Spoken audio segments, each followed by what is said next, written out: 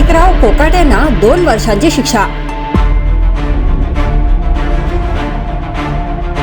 मंत्रिपद आमदारकीही जाणार।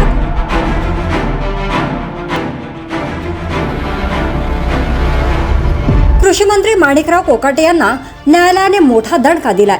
माणिकराव कोकाटे आणि त्यांचे भाऊ सुनील कोकाटे यांना नाशिक जिल्हा न्यायालयाने 2 वर्षांची शिक्षा ठोठावली आहे।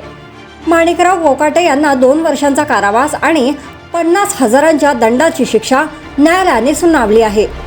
1995 साली कागदपत्रांच्या फेरफार आणि फसवणूक केल्याचा आरोप माणिकराव कोकाटे यांच्यावर केला होता।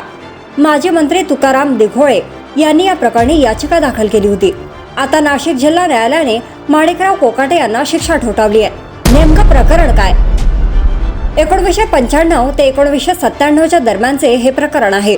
माणिकराव कोकाटे आणि त्यांचे बंधू सुनील कोकाटे यांनी शासनाकडून ज्या सदनिका मिळतात त्या सदनिका घेतल्या होत्या।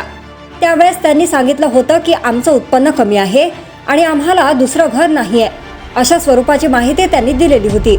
या सदनिका त्यांना शासनाच्या माध्यमातून मिळाल्या होत्या, मात्र त्यावेळी तत्कालीन अधिकाऱ्यांनी या संदर्भातील तक्रार केली होती। मंत्रिपद आमदारकी जाणार। दरम्यान न्यायालयाने माणिकराव कोकाटे यांना 2 वर्षांच्या कारावासाची शिक्षा सुनावली आहे। लोकप्रतिनिधीला 2 किंवा त्यापेक्षा जास्त वर्षांची शिक्षा झाल्यास त्याचे सभागृहाचे सदस्यत्व रद्द होते।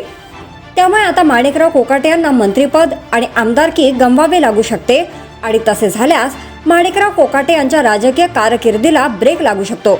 त्यामुळे आता माणिकराव कोकाटे वरिष्ठ न्यायालयात जाऊन या शिक्षेला स्थगिती मिळवणार का, हे पाहणे महत्त्वाचे ठरणार आहे। मात्र आता माणिकराव कोकाटे यांच्या रूपाने अजित पवार गटाचा दुसरा मंत्री अडचणीत आलाय। धनंजय मुंडे यांच्यानंतर राष्ट्रवादी काँग्रेसच्या दुसऱ्या नेत्यांच्या मंत्रिपदावर गंडांतर ओढवले आहे। त्यामुळे आता या प्रकरणात माणिकराव कोकाटे, अजित पवार आणि राष्ट्रवादी काँग्रेस काय पावले उचलणार याकडे सर्वांचे लक्ष लागले आहे। जर तुम्ही अजूनही YouTube चॅनलला सबस्क्राईब केलं नसेल तर ते लगेच सबस्क्राईब करा।